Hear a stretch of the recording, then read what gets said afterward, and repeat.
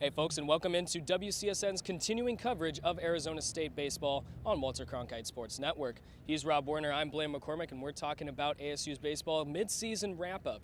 So Rob, I want to talk about these pitchers right now, specifically Eli Lingos and Spencer Van Scoy. What have you seen from them, and what tendencies do you see from them on the mound in these games in the past few weeks? Both Lingos and Van Scoy have been very solid for the Sun Devils to start out. Lingos, especially with a sub 2.5 ERA, has been really great for the Sun Devils as the bona fide ace now for the team. And Spencer Van Scoy as well has been very solid. He has emerged as a clear number 2 starter behind Lingos in that Saturday slot usually. And what he has to work on is his command, but right now he looks like he's just getting more confidence behind the mound, and I think he's going to keep doing better and better this season. You mentioned confidence, and that's something that Lingos really hit on after his start against Oregon State last week. Have you seen that confidence really come out of him?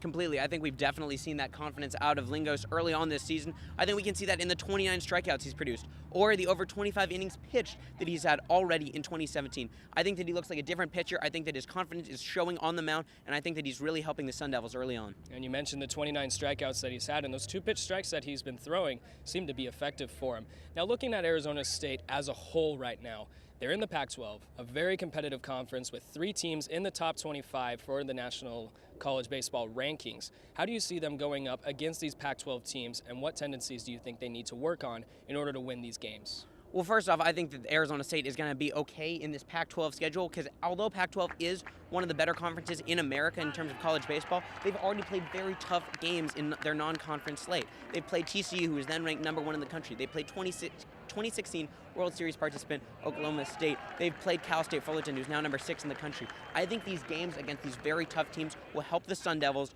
feel the confidence that they need for the Pac-12 slate. And with these Pac-12 games, there's going to be guys that need to step up for the Sun Devils.